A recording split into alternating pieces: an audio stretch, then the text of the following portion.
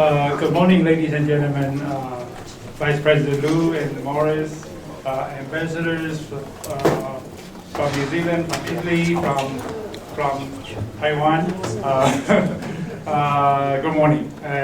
On behalf of Taipei Forum, I'd like to welcome you all to join us in welcoming our good friend Richard Bush to visit Taipei again, and to share with us his insights on a topic of great concern to us all. This year, 2019, I'm sure will go down in history as a very, very special year because everything seems to be changing. As if Pandora's box is now open. U.S.-China relations, cross-trade, U.S. politics, Taiwan domestic, Europe, Middle East, everywhere, you name it. So this caused big headaches for people like me, analysts, observers who are concerned. But I'm sure it will not cause Richard any sleep because he seems to know it all. He never failed to impress us with his clear mind, sharp observation, balanced views, and compassion. So I don't think he needs much introduction. I just want to highlight 3 points related to Taiwan. He started out as a consultant or staff member in the House of Representatives in U.S. Congress. That happened to coincide with the liberalization and democratization of Taiwan. And then he joined the National Intelligence Council in mid-90s. That, for those of you who know, NIC is very, very important in the U.S. It has only 12 intelligence officers. One takes care of the entire region, and he takes care of the entire East Asia. And NIC does long-term and mid-term strategic thinking for the U.S. And that happened to be the time of big turnaround in U.S.-China policy, and also establishing highly sensitive channels to Taiwan. And that was also Richard at the helms. And then he joined the AIT as the chairman. He helped manage the Yang crisis. I remember that very well because I happened to be the Minute Affairs Council chairman caught in the middle of it. But most importantly, and last but not least, he's a board member of our Taipei Forum. I'm very proud. And so Richard, so I don't want to waste any more time. I'd like to ask you to, we'll hear you out on your views on this fascinating subject. He picked up the tight topic himself, including the plural form. There's not policy, but policies. So we'll see what he has to say. And Richard, thank you.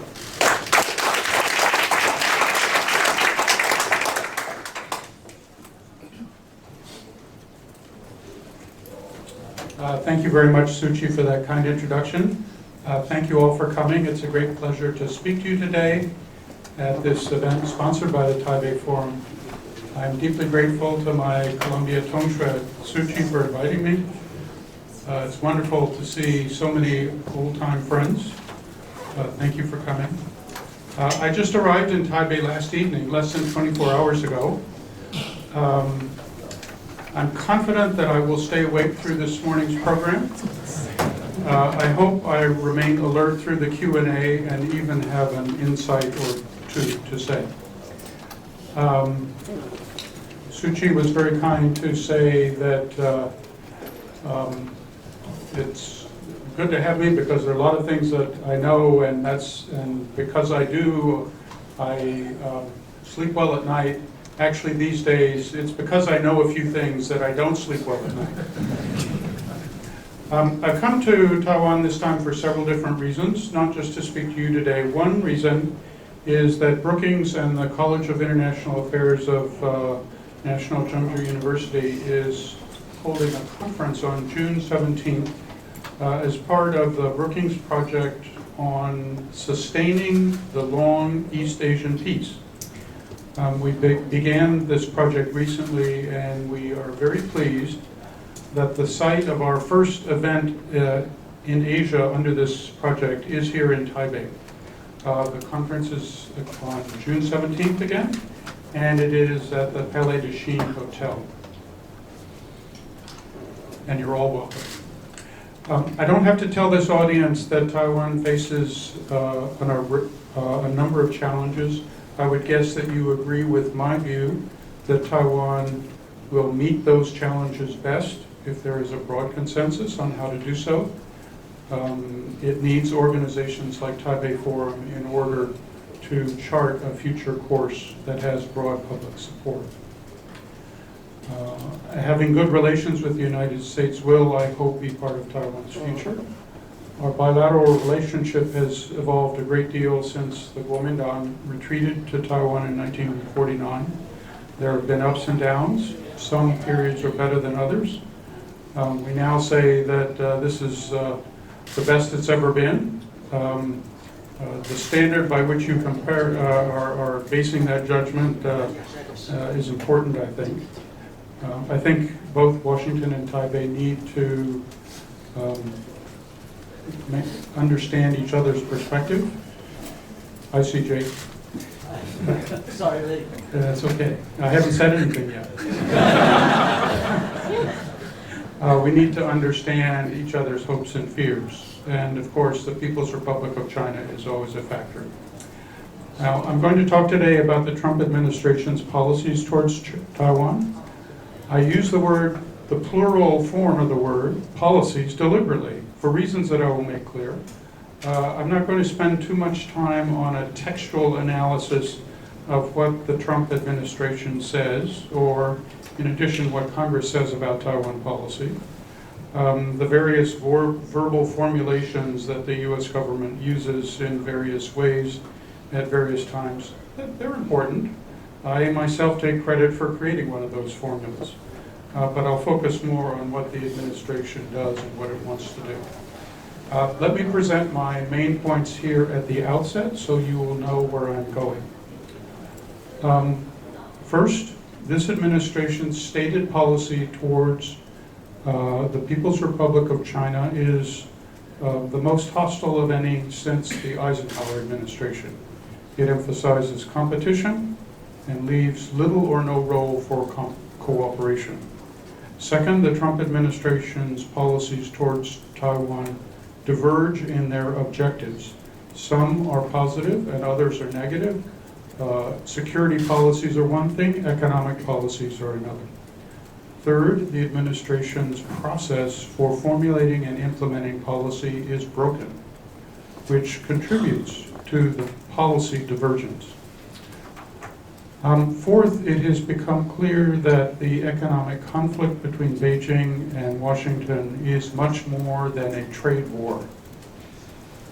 It is an economic war fought on three fronts: trade, investment, and technology.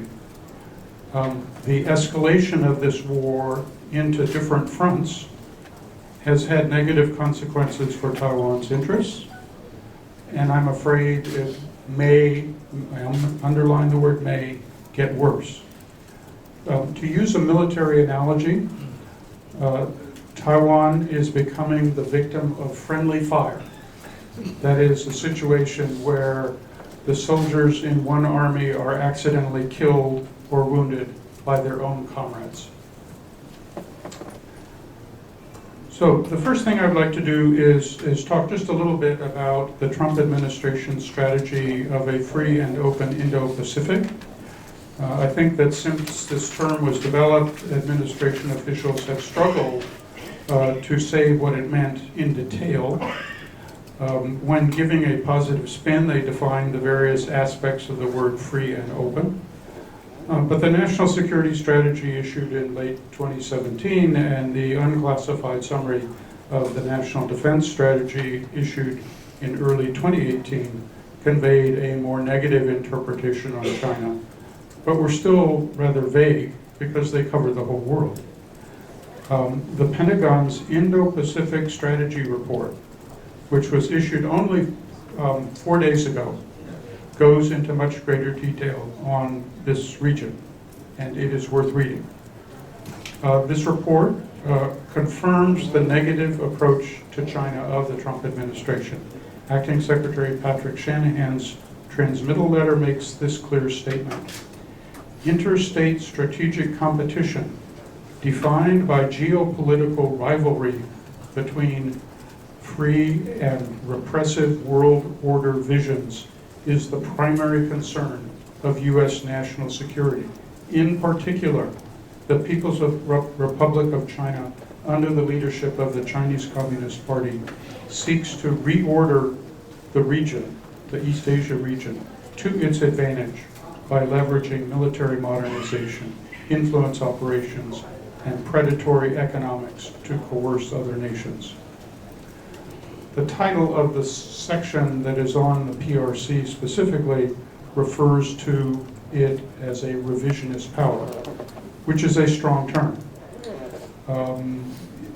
The report has a clear statement of Beijing's objectives. Quote, as China continues its economic and military ascendance, it seeks Indo-Pacific regional hegemony in the near term and ultimately global preeminence in the long term. That is a stark prediction. The report focuses on the military and economic tools that the PRC is using to project power outward and which affect the vulnerability of all friendly countries in this region. The report advocates both military and economic responses. The military side includes expanding our presence in the Western Pacific and then using our forces in a more competitive way. I will return to the economic component in a minute. Now, there are a number of ways in which the Trump administration's free and open Indo-Pacific strategy was similar to President Obama's rebalance to Asia strategy. But the biggest difference between them concerns China. President Obama sought to enhance areas of competition between the United States and the PRC regarding climate change, Iran, and North Korea. It sought to manage competition in areas like East Asia's maritime domain. For Obama, cooperation was important for its own sake, but it also provided balance to a relationship and keep it from tipping into mutual conflict. In many parts of the Trump administration, however, there is more of a you live, I die, the Huawasa approach to China. In addition, the U.S. Congress is highly critical of China's policies in a variety of areas. Interestingly, opinion polling suggests that the American public is not as negative about China as the administration is.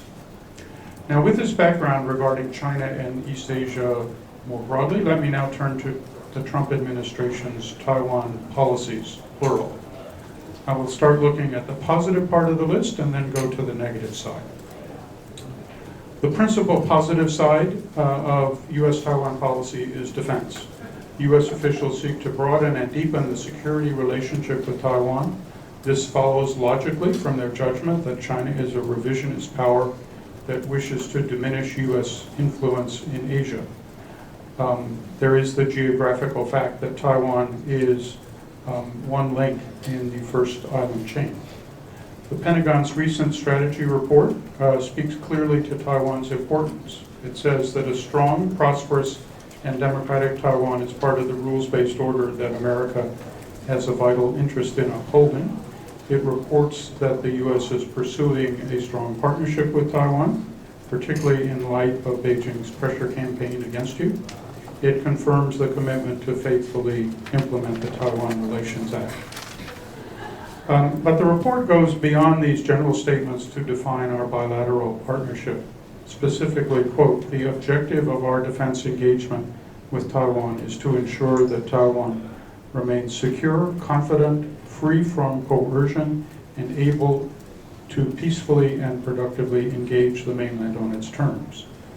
In addition to arms sales pursuant to the TRA, it says that DoD is continually engaged in evaluating Taiwan's defense needs to assist Taiwan in identifying capabilities that are mobile, survivable, and effective in resisting the use of force or other forms of coercion. I expect that those kinds of engagements are occurring this week, last week, next week, on a constant basis.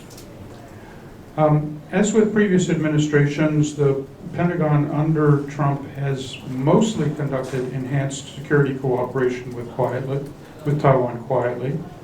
It assumes these activities are happening, but avoids creating public diplomatic disputes. There are exceptions. When destroyers sail through the Taiwan Strait, we talk about it. But China is not the only reason the Pentagon is relatively quiet, and I'll come back to that. Also on the positive side of the ledger is Congress and the State Department. I think you've observed some of the ways in which the State Department has gradually been broadening the conduct of US-Taiwan relations in cooperation with the Ministry of Foreign Affairs, the National Security Council, the Office of the President, and other ways. We've seen a number of US officials visiting Taiwan in the last 2 years. In Congress, as always, Taiwan has a lot of support. This is mainly a function of the anti-China mood on Capitol Hill, and Beijing, for its part, believes that Congress is actively contributing to the pro-Taiwan side of the administration's policies. What is worth noting, though, and I speak here as someone who worked on Capitol Hill for 12 years and know how legislation is written, what's notable is that the pieces of legislation that Congress has passed so far to encourage enhanced diplomatic and military interaction with Taiwan have no binding effect. They don't require the president to do anything, except maybe do a review or write a report. But in terms of the actual conduct of policy, there are no orders. It's only sentiments and suggestions. As I've hinted before, one question about U.S. policy of strategic competition with China is whether it's actually in the interests of America's friends and allies in Asia. Do they see China as an enemy? They may well see it as a security danger, but they've also engaged China economically, often to their great benefit. Can they avoid making a choice in the future? This is particularly true of economic policy, and a good reason to turn now to the Trump administration's economic policies towards Taiwan and about Taiwan. The economic side is more negative. Early on, there was the increase in steel and aluminum tariffs on Taiwan products based on what I think was an abuse of U.S. trade law. More fundamentally, the Office of the U.S. Trade Representative and the Department of Commerce continue to hold to the view that Taiwan reneged on certain commitments regarding market access for beef and pork, and that these must be resolved before discussions will begin on topics of interest to Taiwan, such as a bilateral investment agreement or a bilateral free trade agreement. These forward-looking initiatives would truly strengthen Taiwan economically, which would fortify its overall position vis-a-vis China and would be good for the United States. But USTR and Commerce prefer to play hardball. In addition, some people in the Trump administration do not understand that in using tariffs to put pressure on China, they are simultaneously hurting the economies through which global supply chains run, particularly the supply chains for IT products. President Trump may now put many of those IT products on the table, not realizing that much of their value added occurs here and in the United States, not on the mainland. This divergence between U.S. security and economic agencies creates a fundamental contradiction in the administration's Taiwan policy. If Taiwan is the strategic asset that the Pentagon appears to believe, then it makes no sense to hold Taiwan back economically. Even though Taiwan did renege on its commitments on beef and pork. I think those could be resolved in the course of negotiations on larger issues in recognition of Taiwan's supposed strategic significance. Now, you may ask, why does this divergence occur? Partly it is the result of an ongoing bureaucratic fight between trade agencies on the one hand and diplomatic security agencies on the other. That's not new. But the divergence is even worse under the Trump administration because the regular policy process of policy making has broken down. Briefly, that process since the 1940s, late 1940s, had these characteristics. It was inclusive. It allowed and required that all relevant agencies have a seat at the table. Second, the process was bottom up, and that allowed for a reliance on expertise. Finally, it was institutionalized, enshrined in a set of rules that each new administration enunciated when it came into office. As I've suggested, that process has broken down. Decisions are not coordinated. Contending agencies act independently. Mistakes get made. An effective policy process could reconcile the conflict between our Taiwan security policy and our Taiwan trade policy. But without a good process, we treat Taiwan in a schizophrenic way. For example, I mentioned the Pentagon's Taiwan East Asia Strategy Report. I have no idea whether that was approved in a high-level interagency policy meeting. I just don't know.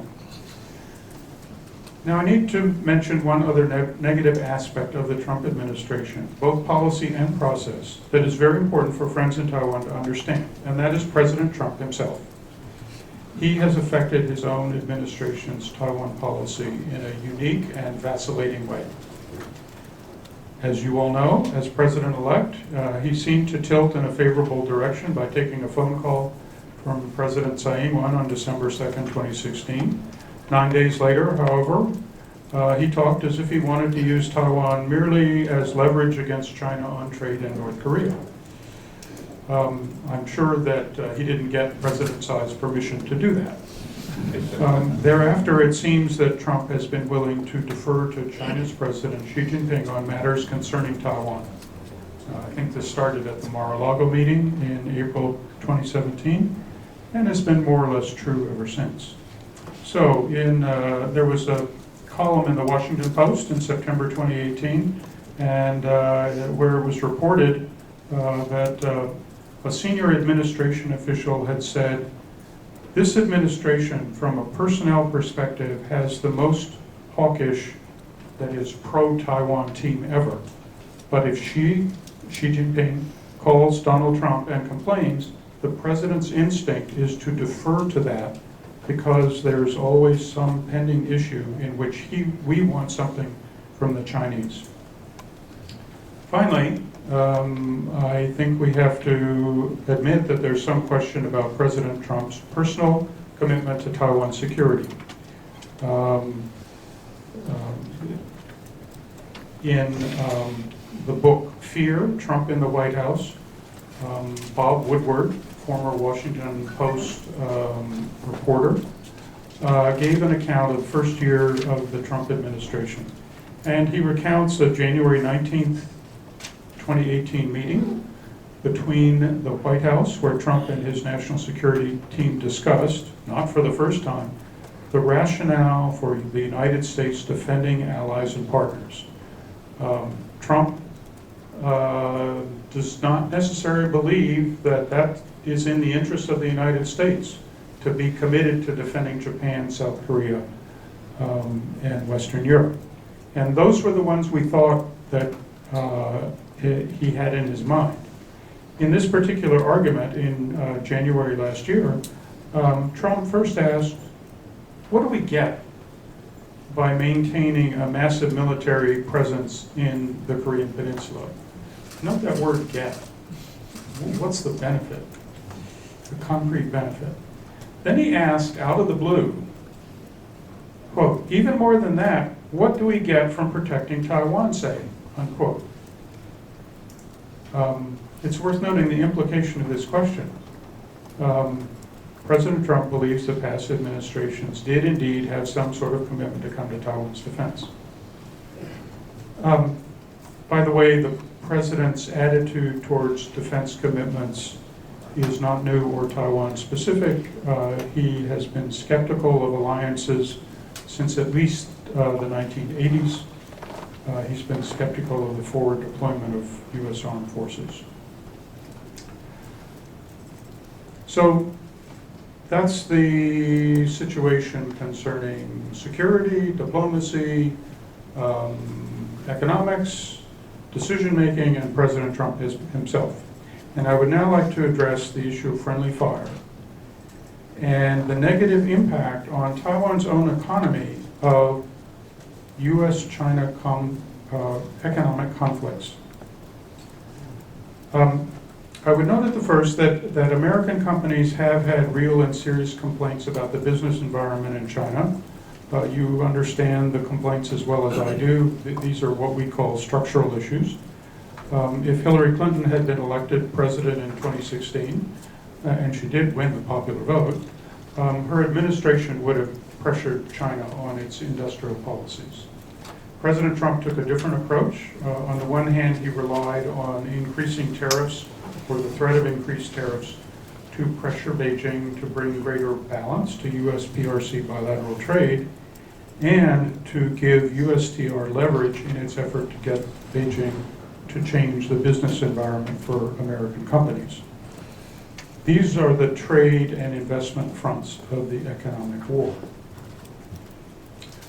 On the other hand, President Trump also empowered, whether he knew he was doing it or not, some of his more hardline officials to pursue a very different and I think pernicious set of objectives. These form the technology front of the economic war. One objective here was to get American companies with operations in China to get out of China and move their supply chain somewhere else, either to other countries or back to the United States. The assumption here is that the American economy had become too dependent on an unreliable Chinese economy, and that this dependence would harm not only our economic competitiveness, but also our national security. The other part of the American hardliners' agenda concerned what they saw as an existential or life-threatening competition with China, not over goods and services, but over advanced technology. These officials believe that because many technologies can be used for both military and commercial purposes, this competition over time would determine not only whether China or America would be number one in the global economy in the future, but also whose armed forces would be number one in the world. For the hardliners, this really was a case of you live, I die, or vice versa. Now, the administration's recent imposition of controls on U.S. interactions with Huawei have gotten a lot of news coverage. There's the American ban on Huawei goods. I'm sorry. One may ask, is this ban on Huawei good or bad for Taiwan? But this is not just about Huawei. It covers a much broader scope of China's economic relations with the world. The Trump administration, at this moment, is creating a system of trade and investment controls that have different aspects.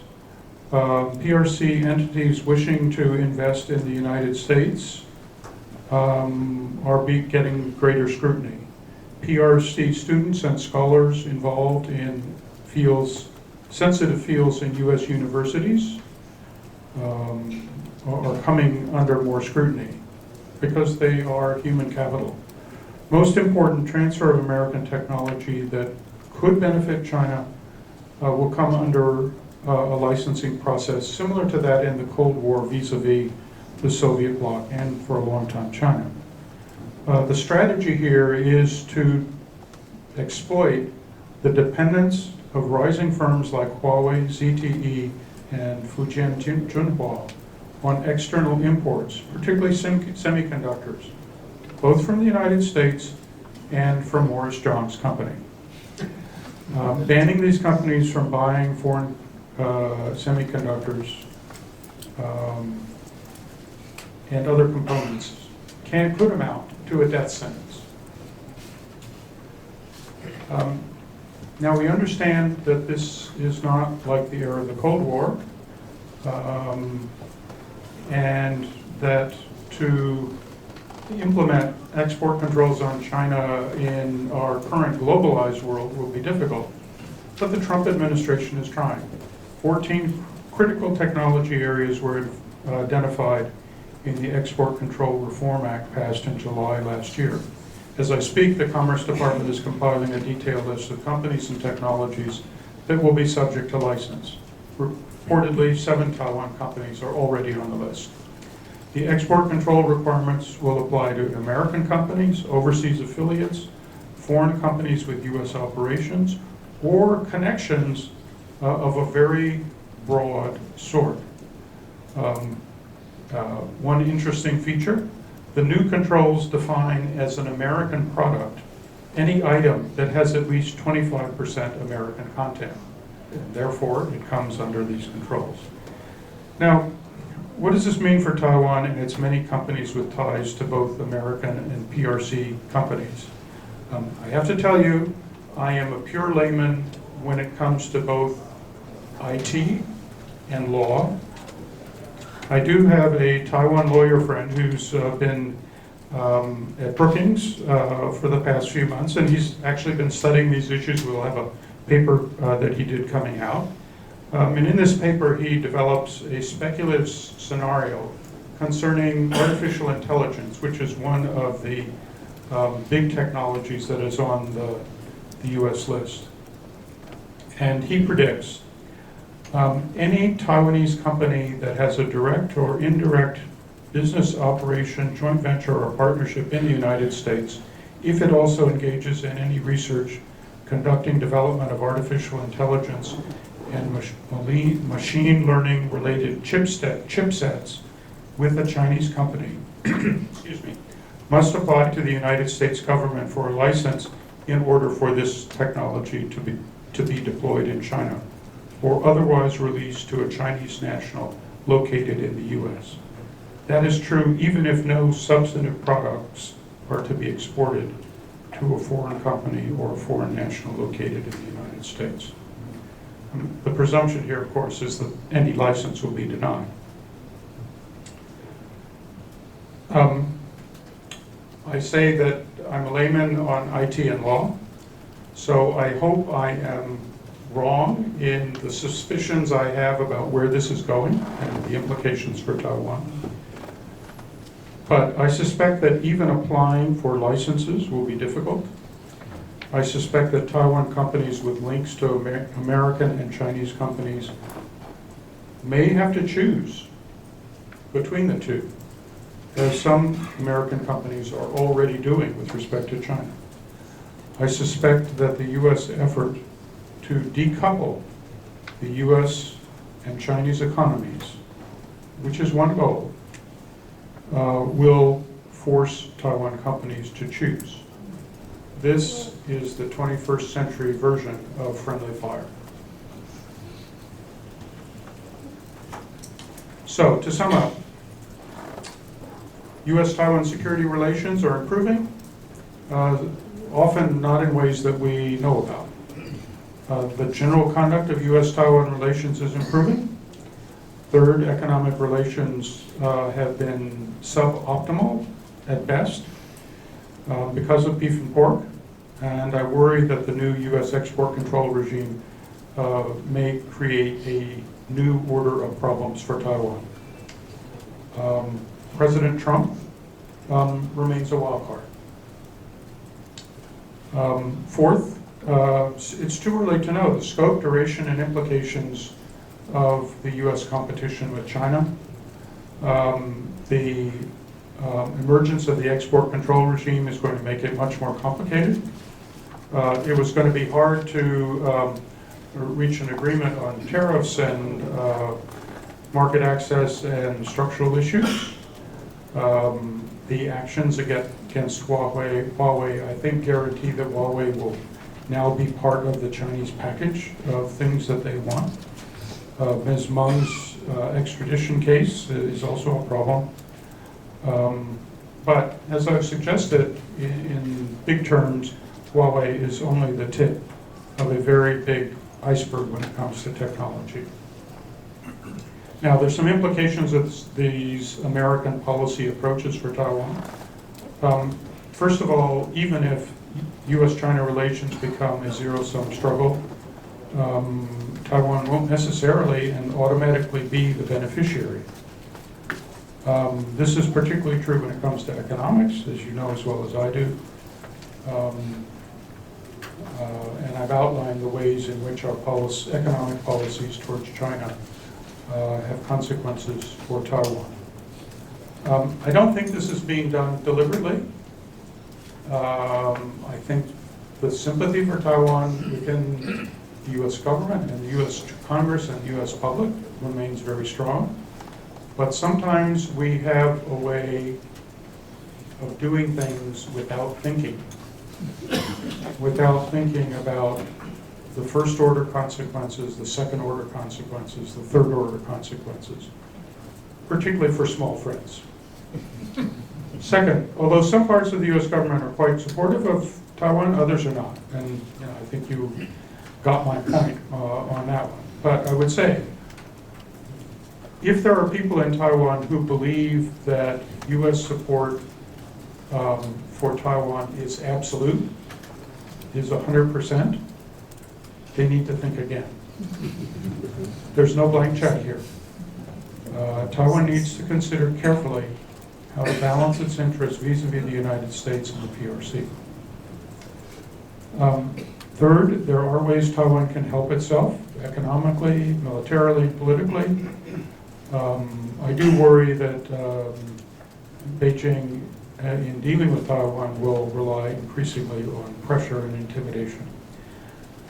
Finally, based on my worries about friendly fire, I believe that Taiwan officials and Taiwan executives need to convey clear messages to their U.S. counterparts about the unintended negative consequences of U.S. policy towards Taiwan, particularly in the technology area, for Taiwan.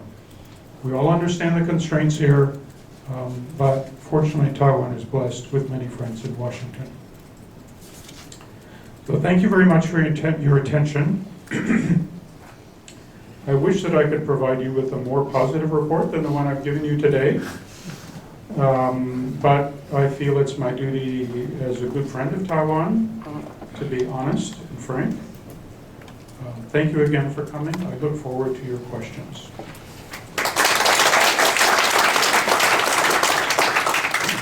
Thank you, Richard, for most informative and insightful speech. He's very generous, leaving us until 11:30. So we have about 40 minutes QA. Please feel free to raise your hand. And Richard, I don't have to contact. You just do it, huh? Edward John? Yeah. 陈奕迅陈教授。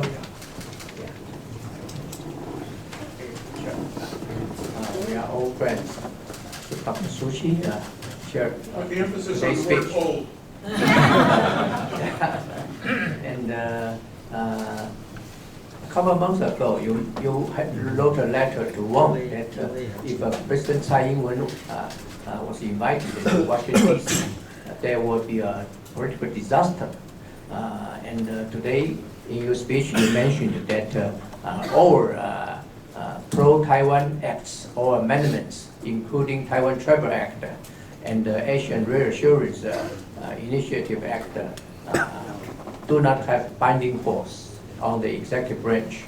Nonetheless, do you think that even while these acts or amendments do not have binding force, where they constitute a political pressure on the executive branch, even this political pressure the U.S. government has arranged a high-level meeting between John Bolton, National Security Advisor, and David Lee, our Secretary General of National Security Council. Do you think that President Tsai's visit, the opportunity of President Tsai's visit to Washington, D.C. is increasing or decreasing given this fact? Thank you. Thank you very much, Edward, and I think you put your finger on a key point, that legislation that doesn't order anything can create some sort of momentum if the authors of the legislation keep pushing and pushing and pushing. And I think some of the things that have happened since the Taiwan Travel Act can be seen to have some effect because of this political pressure. I would go back to what I said about President Trump. And my view is that, for better or for worse, he places great value on his personal relationship with Xi Jinping. And particularly a high-profile visit by a senior Taiwan official, I think that would trigger his concern and his desire to protect his friendship with Xi Jinping.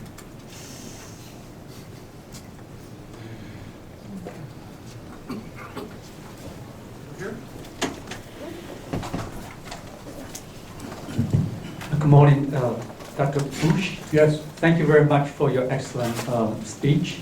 I'm Yin Hui Song from Academia Sinica. Yes. Good to see you again. Thank you. First question related to the possible visit of President Tsai to Ichuaba, Taipingdao in the Spratly Islands. What would be President Trump's position or reaction to a plan of President Tsai to visit Taiping Island in the South China Sea? That's the first question. Second question, according to your insights or your assessment, what is your view regarding former National Security Advisor Bannon's prediction about the possible armed conflict between the United States and China in the South China Sea within the 10 years? Thank you.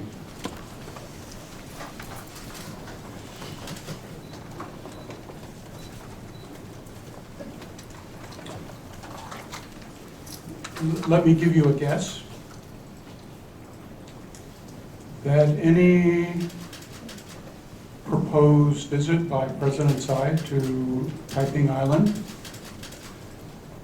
would not be discussed in the Oval Office of the White House. It would get discussed by other people in the administration. What conclusion they would come to, I don't know. But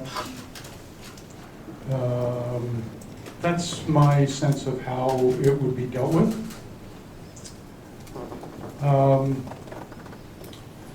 The question about the possibility of war, actually, I hope you can come to our conference on June 17th, because that's what that conference is all about. Actually in the title are the words "avoiding war," and there's a whole panel on maritime East Asia.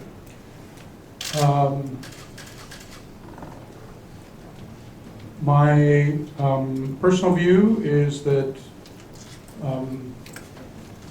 China doesn't want a war over the South China Sea because they're in a good position right now. They've established a stable and permanent presence, and in that sense they won. The United States feels that it needs to challenge certain aspects of Beijing's presence as they relate to international maritime law.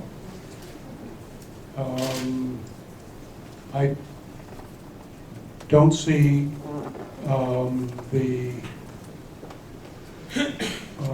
why that should lead to a war. Actually, we in 2014 worked out with China, this was Barack Obama and Xi Jinping, a set of understandings about how our ships and their ships would operate in a similar space, how their Air Force planes and our Air Force planes would operate in close proximity.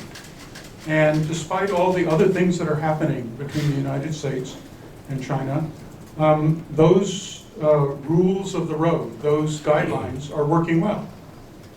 And so the idea that there could be an accidental clash that would lead to a war doesn't seem to be a good prediction. And frankly, I think that President Trump doesn't like foreign wars. He really doesn't. And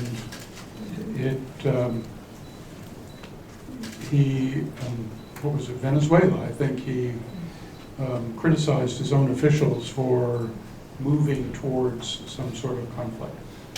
So that was for a real country with oil.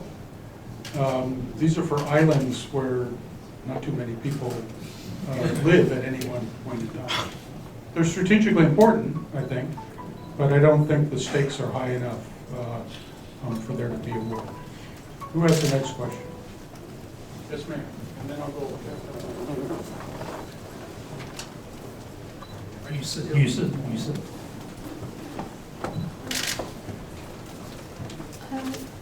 I have two questions. First, is it because Morris is here, and I want to ask about the IT industry.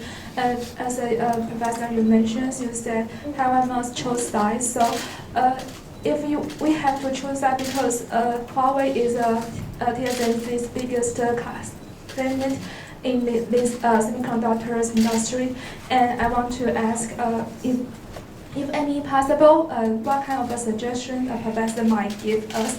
And second question is, United States worry about the transparencies and SOEs, this kind of the unfair policies. That's the reason they have the trade war. So do you have any comments or suggestions for us? Thank you. I didn't quite understand the second question. SOEs, because a lot of the companies in China, they have the governments, they will investment in them. They own it.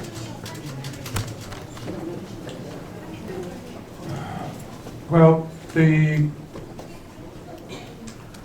let me give you a general understanding.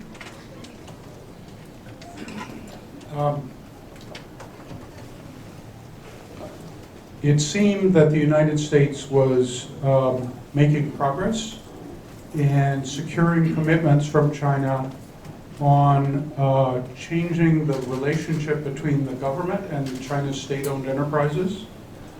And then something happened in China, and what we thought were commitments suddenly disappeared. And I can't tell you what happened.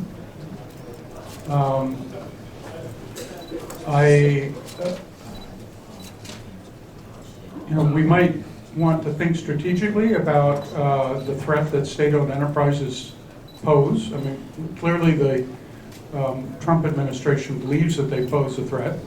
Economists say that they're really not that efficient or productive, that the private sector continues to be the most important sector.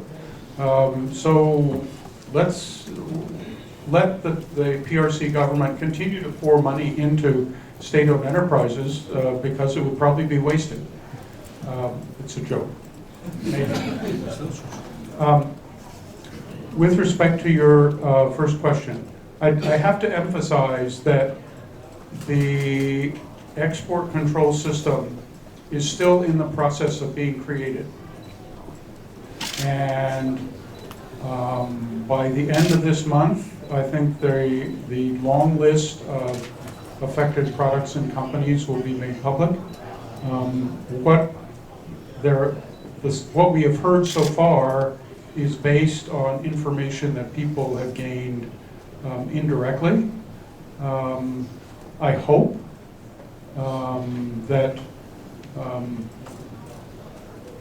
Taiwan companies don't have to make a choice.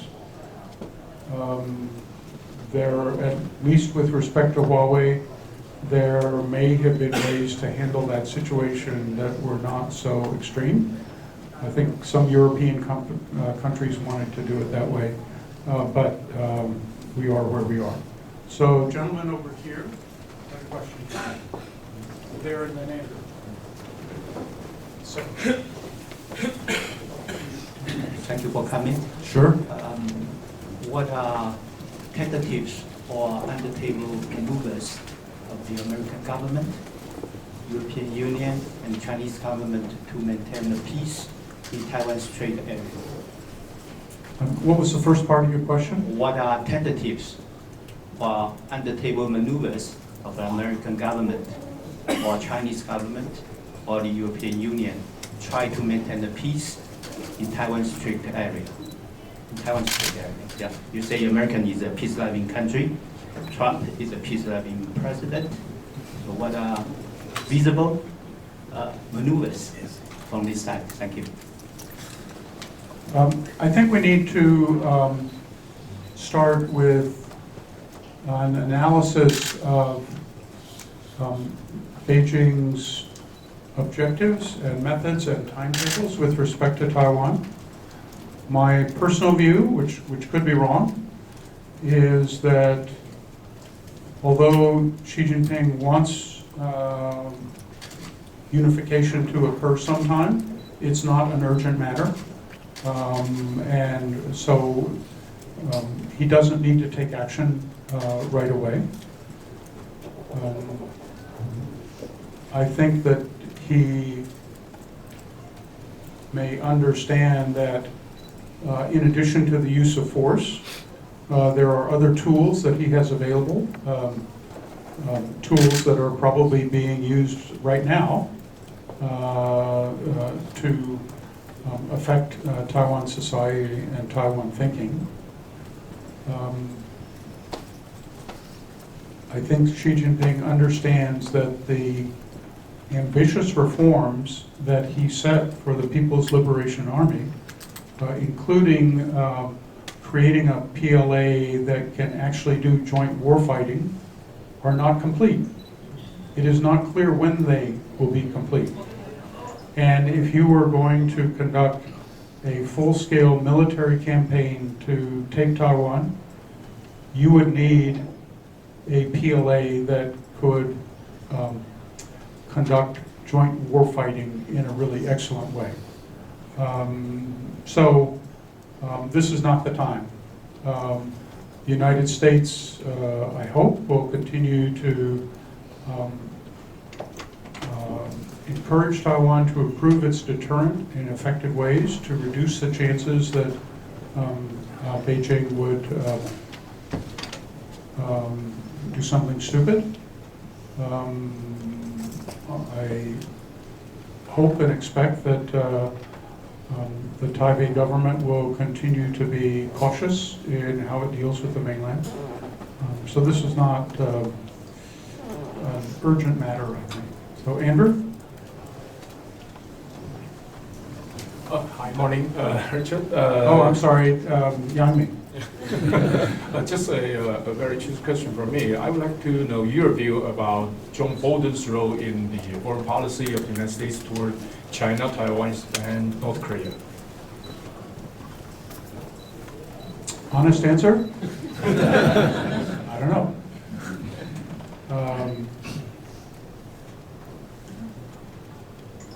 I think China is especially complicated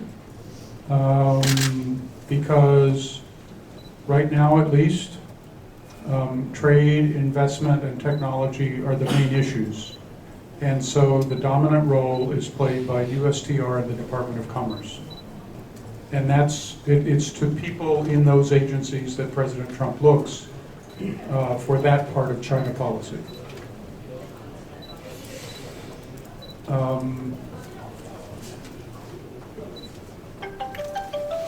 Obviously, the National Security Council's staff and the Pentagon are very important on security issues.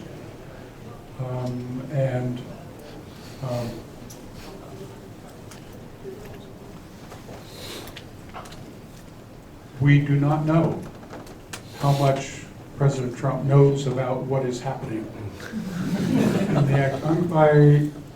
I'm being perfectly honest. We don't know, but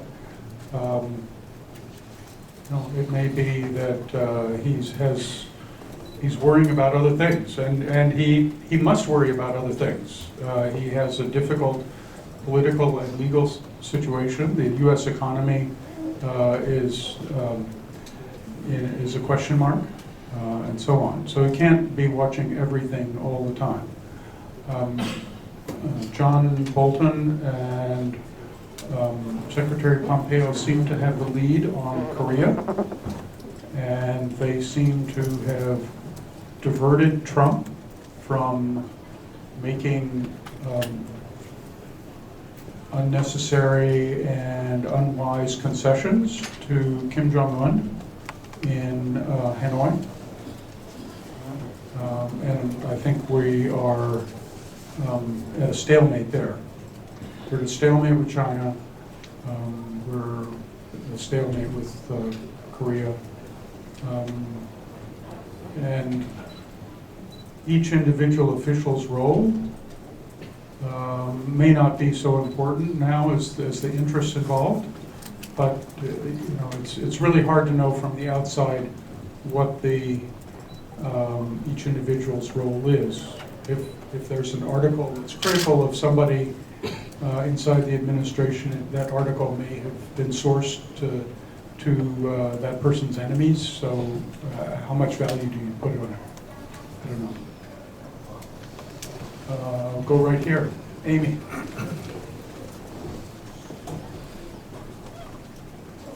Dr. Bush, I thank you for your sharing. Now I know why you couldn't sleep. I worried too. I have two questions. First one is when you mentioned about China trade war, that's about trade, investment, and technology. In the Shangri-La dialogue recently, Premier of Singapore, Prime Minister of Singapore did mention is differences in a lot of things. It's a complex issue between U.S. and China. Is it about standards? Is it standard that is at risk? You mentioned about going into a different. It's like a basketball game. Someone is playing a football game. There's a very big difference. So that's my first question. If you can care to comment on that. The second one is, what do you think the viability of having a bilateral between U.S. and Taiwan? You mentioned about beef and pork. Seems to be modestly optimistic that if that can be solved. Is that the only thing that prevent Taiwan from having a bilateral with the United States? Thank you.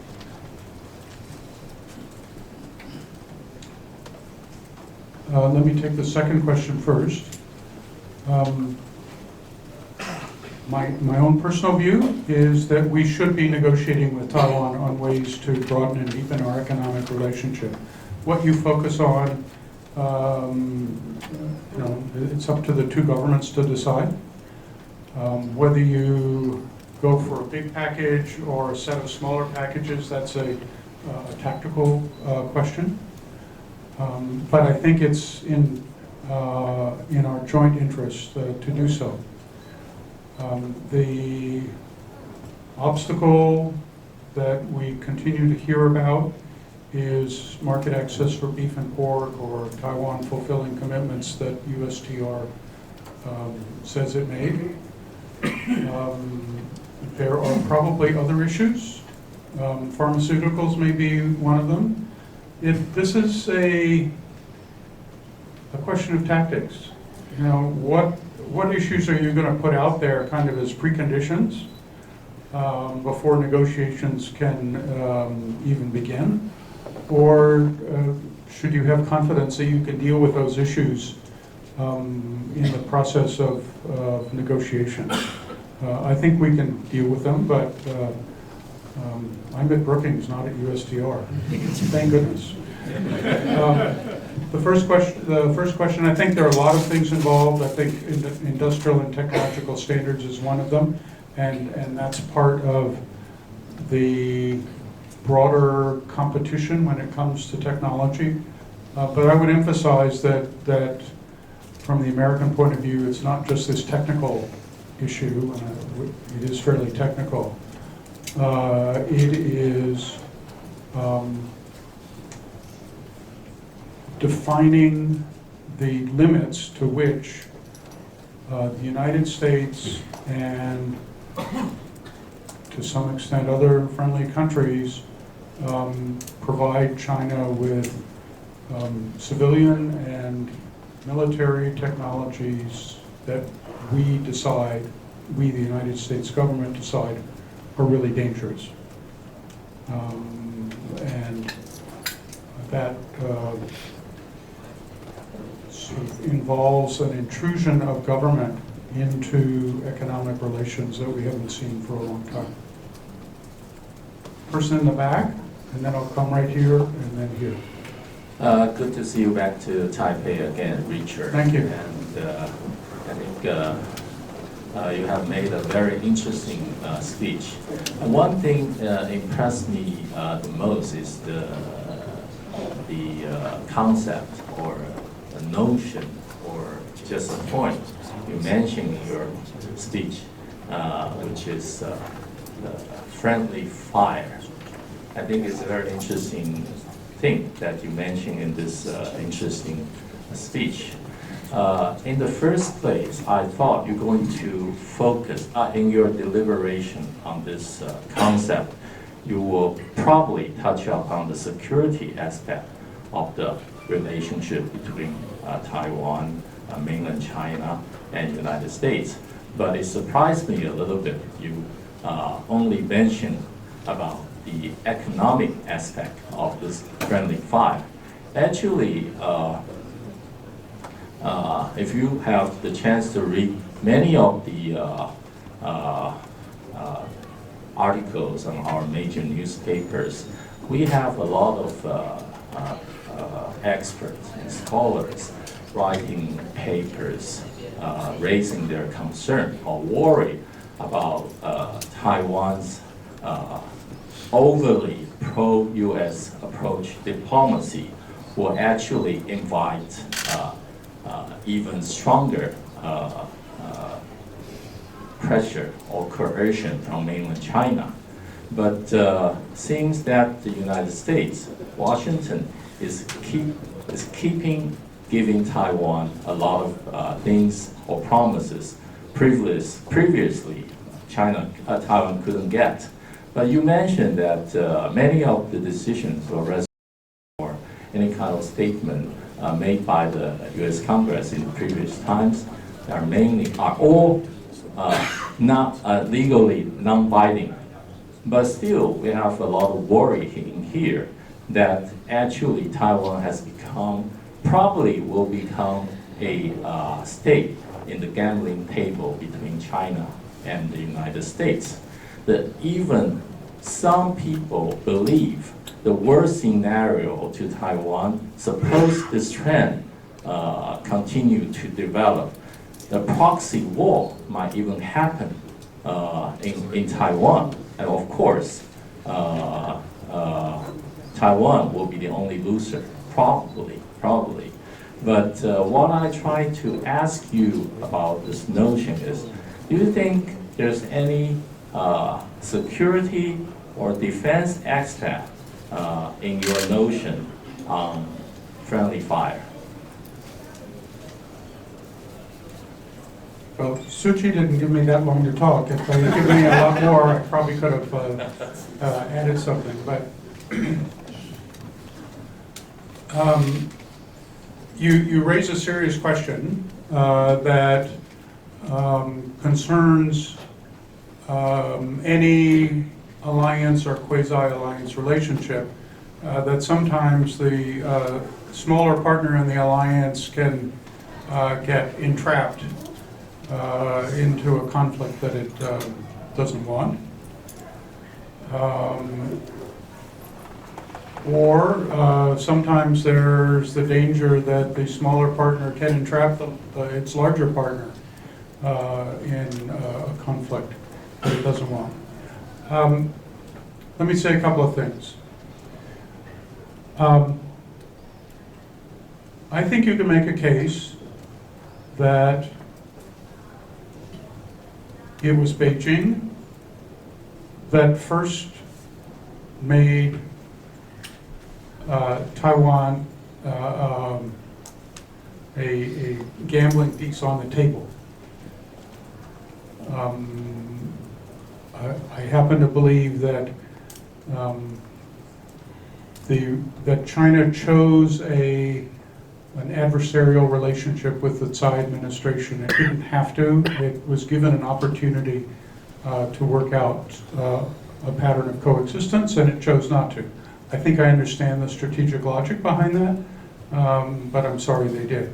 Second, it was Xi Jinping in April of 2017 at Mar-a-Lago who planted the idea in President Trump's mind that Taiwan's a problem. Taiwan is a serious issue for me. Tsai Ing-wen is a troublemaker.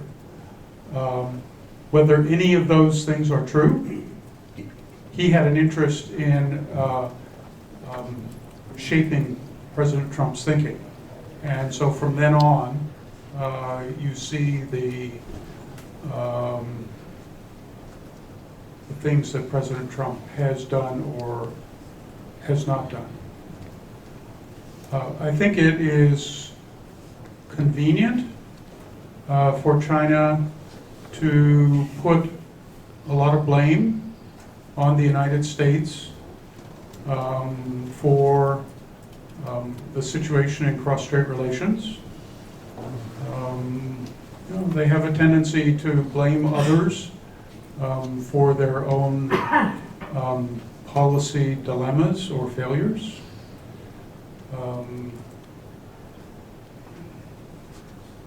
The basic policy that they're pursuing has really not made progress, since it was first enunciated in 1981.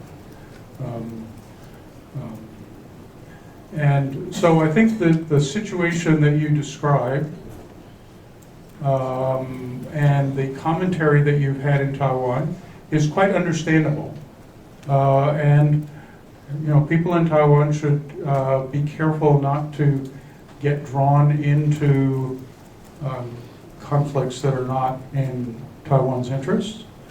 I think Taiwan is actually more skillful at that than it was 15, 20 years ago.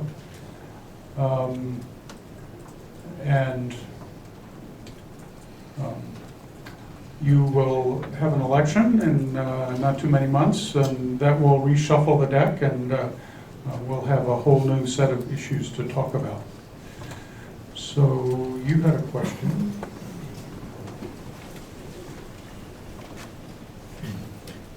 Li Dazhong from Tankang University. Dr. Bush, nice to meet you again. Yes.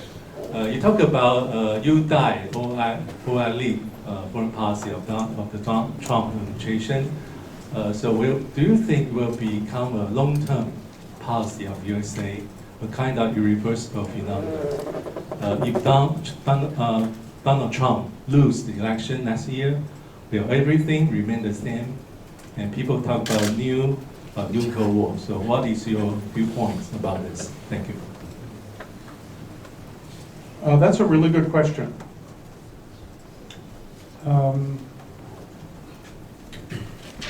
And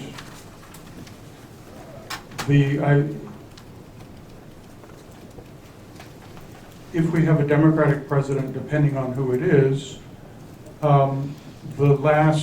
the years of the Trump administration will have had an effect on U.S. thinking. The Chinese actions that were taken during the Trump administration will have had an effect. The institutions that have been put in place during the Trump administration will have an effect. There is a path dependency here that we cannot wish away or deny.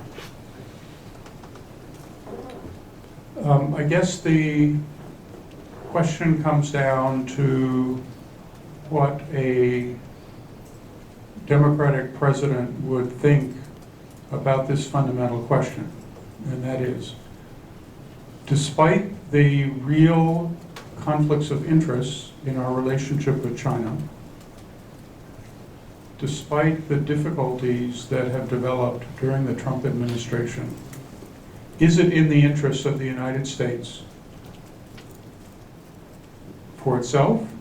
Is it in the interests of our friends and allies in the region to have a solely competitive relationship with China?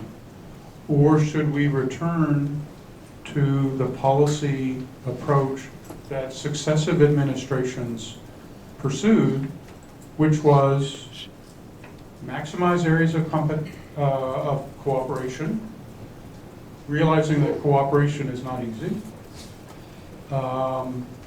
keeping to a reasonable minimum the areas of competition, managing differences in a way that they do not become big problems, accept that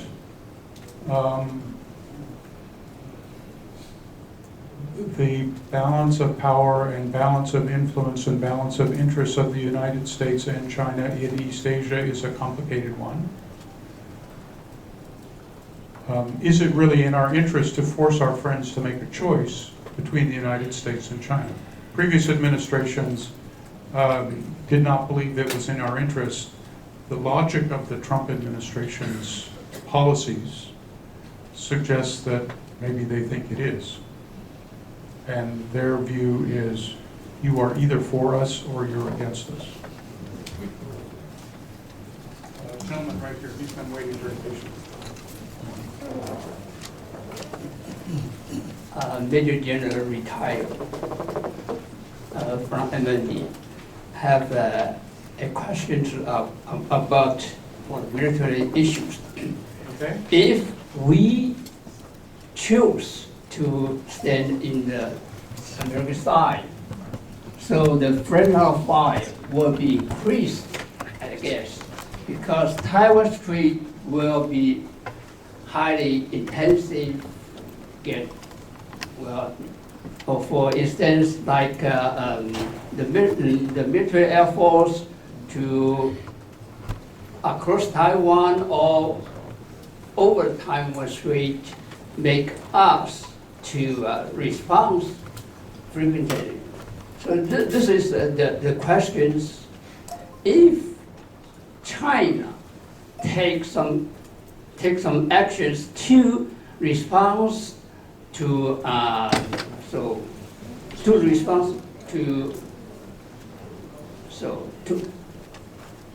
we not say to make United States to have some actions in the to. I think I understand your question.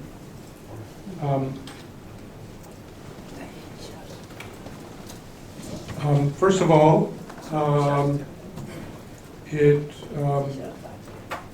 this, as a general point, Taiwan needs to do as much as it can to improve its deterrent against the PRC. I've been doing some studying about Taiwan's government budget overall.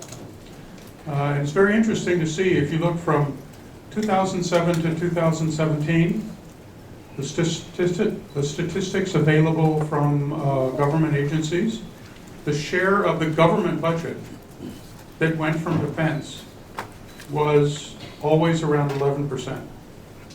Education went up, social welfare went up, economic development went up for a while and then came back down. I don't know what the new statistics will show, probably some increase. The amount of money is important, what you spend it on is also important. So to come to your question,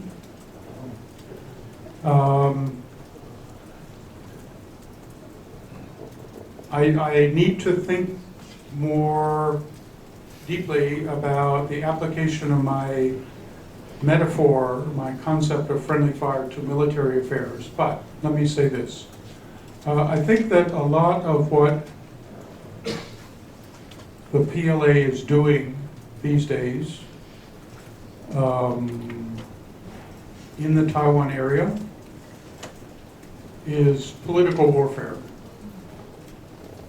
It's display of force. It's not the use of force.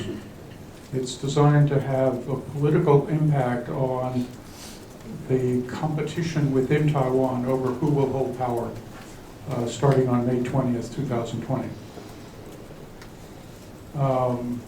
That does create danger of accident, miscalculation, and so on, which is serious.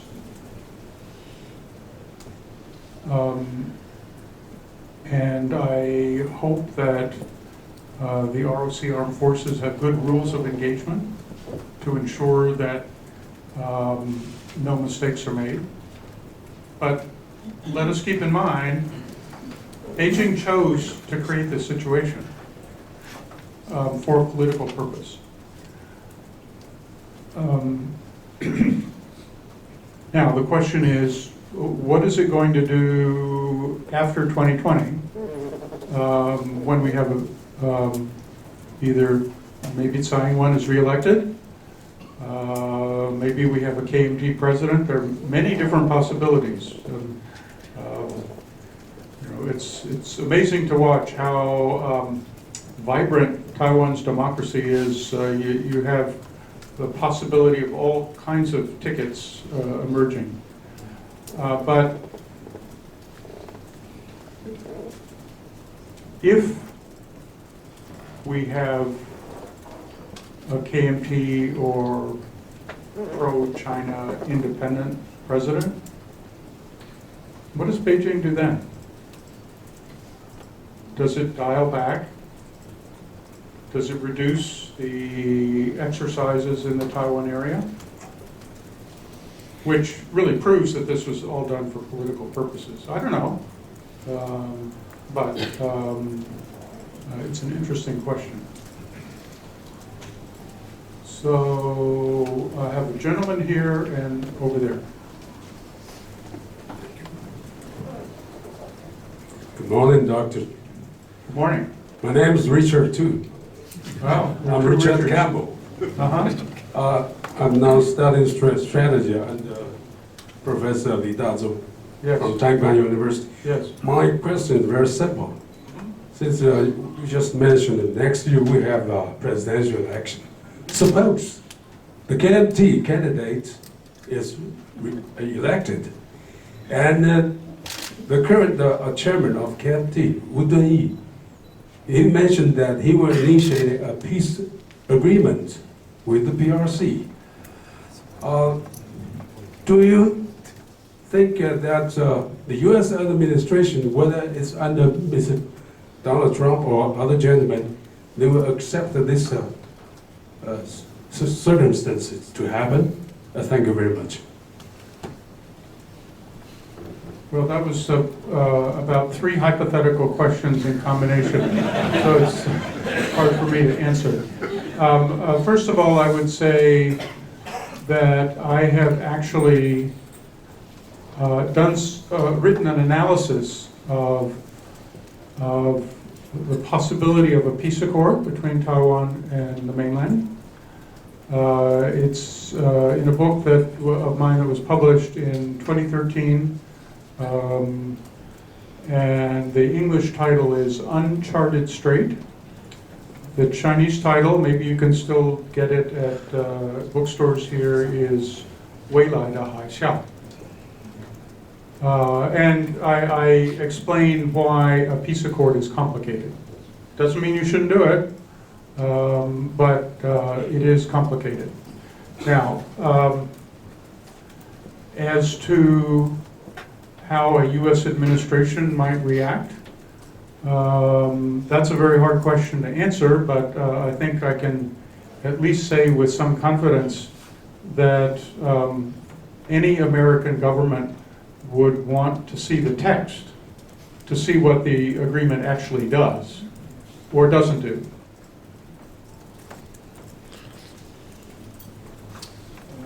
Young man back there.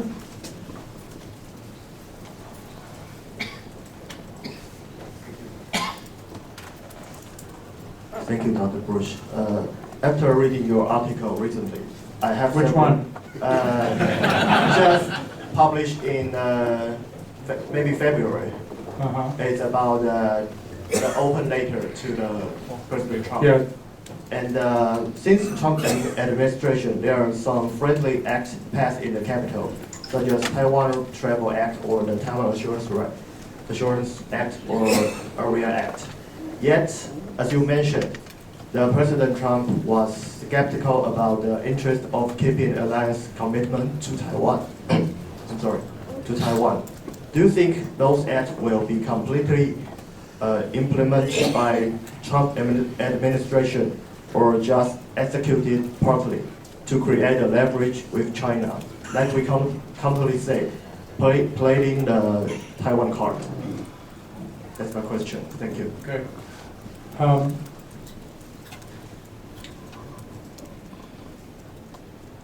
My impression is that U.S. officials in the various agencies don't look at Taiwan that way.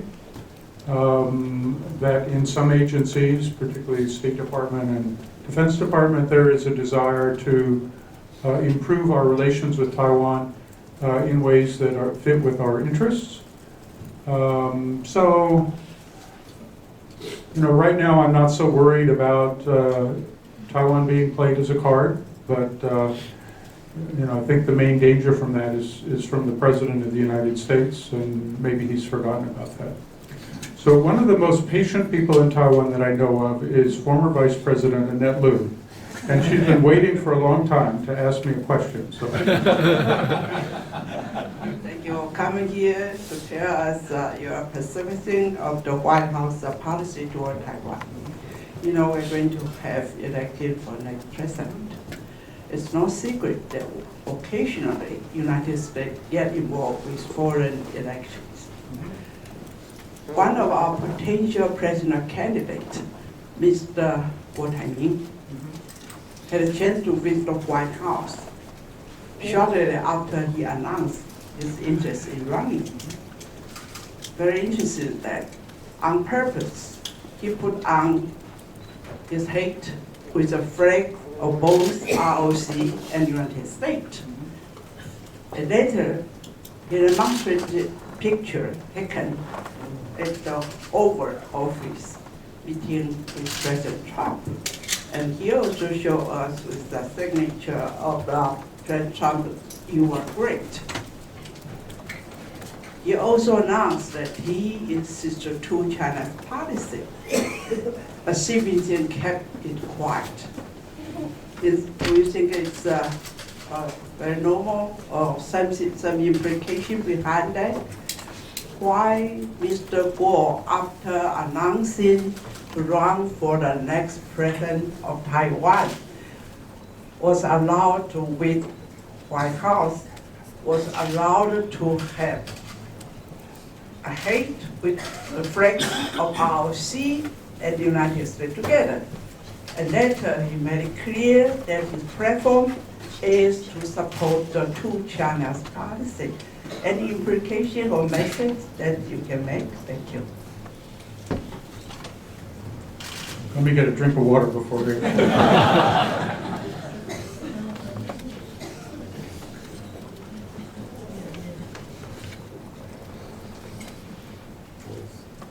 Vice President, I talked before about the disorganization in the policy process in the United States. And so there is a factual question at play here that is highly relevant to the answer to your question.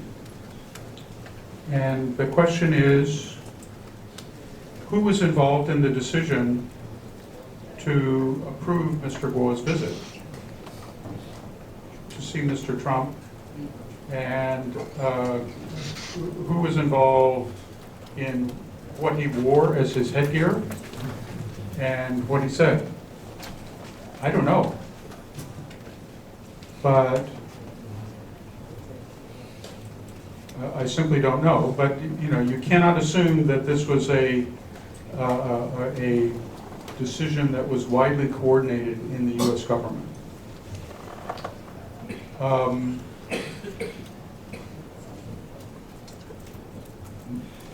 I strongly believe that when people go to vote on January 11th, they should think very seriously about what Taiwan's fundamental interests are, which set of policies best promote those interests, which set of policies best benefit themselves, and pick the candidate who is best aligned with their own definition.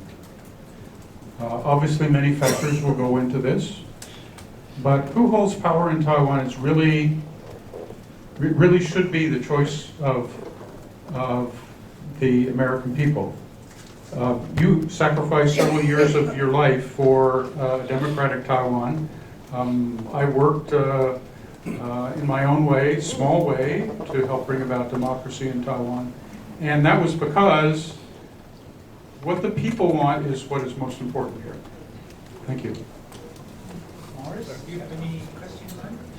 I don't have any questions. Okay. Okay, yes.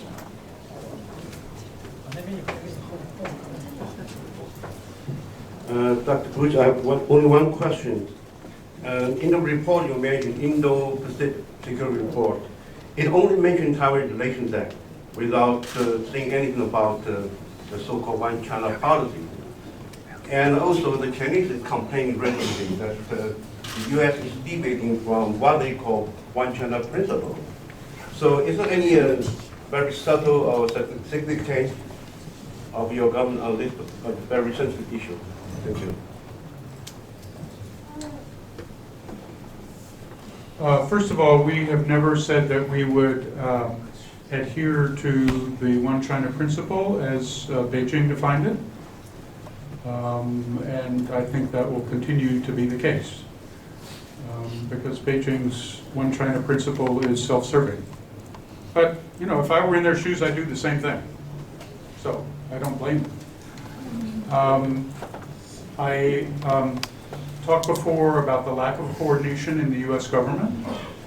And that includes sort of how we talk about certain issues, you know, which phrases we put in and which phrases we don't. But I think I can speak with a lot of confidence that we continue to follow our One China policy as we define it. Whether Beijing likes that or not is not our problem. I think it's important for people here to understand how we define our One China policy and how it's different from Beijing's One China principle. But I've written a paper about that too, so. CJ, you want a question? One last question. Last question. Well, Richard, good to see you. Likewise. Very brief. Now we have been witnessing the escalation of tension around the world, mainly caused by the two big powers. Do you foresee the de-escalation of the tension sometime in the future, near future or distant future?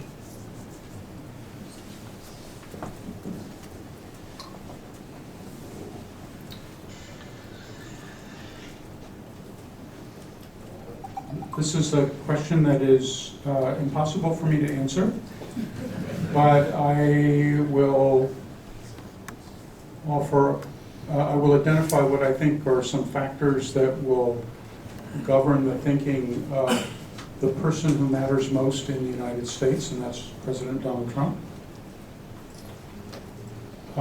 First of all, is how the stock market is doing. He uses this as a key indicator of his performance. And the economic war on three fronts with China is having an effect on people's confidence in the economic future and therefore their willingness to buy stocks. The bond market is doing some strange things, which may also have an effect, regardless of what happens with China.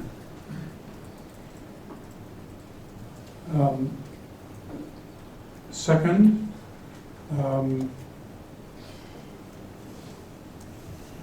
the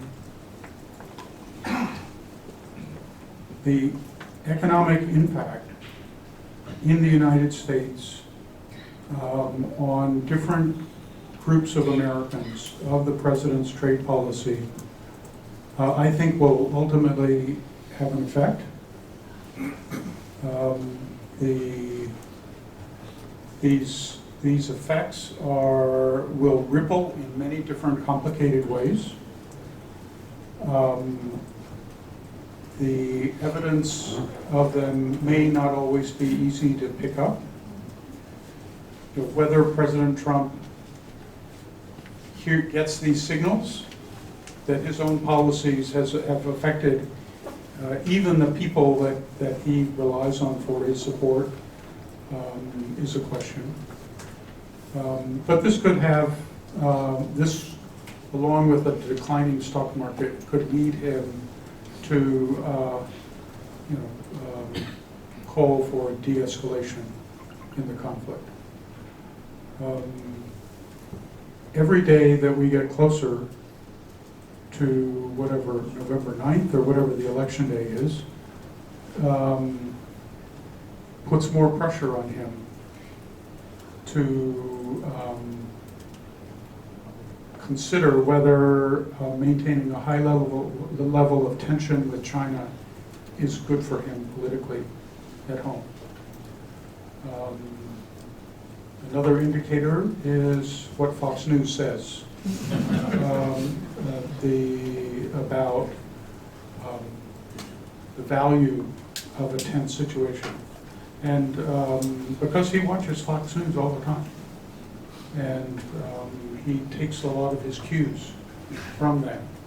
If they were to start saying, we have gained enough from this tension, but the important thing is to re-elect Donald Trump as president, and so we need to pause, then maybe he will choose to pause. The danger is that they will have gone so far and have so alienated Xi Jinping and the Chinese government that de-escalation is not so easy. Thanks. Well, thank you, Richard. I really hate to cut it off right now, but we're really running over time. I really enjoyed very much. I'm sure you all do.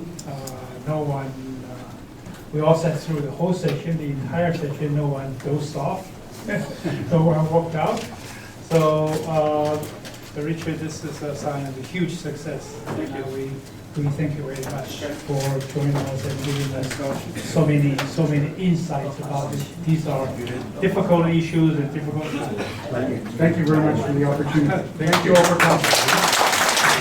We will post the entire session on the YouTube. So in case you want to review it, you please go ahead. And we will also try to summarize the session, the speech, and the Q&A into Chinese. and post it on our website also in a few days, maybe. Take some time. So I'd like to appreciate, particularly acknowledge the presence of Vice President Liu, who joined us the entire hour, and Morris, and ambassadors, some dignitaries here, and some of our board members of Taipei Forum, Benny Ho, and legislator Ho from Xichang, and CJ, the founder of this Taipei Forum. And thank you all for joining us. Thank you. Good afternoon.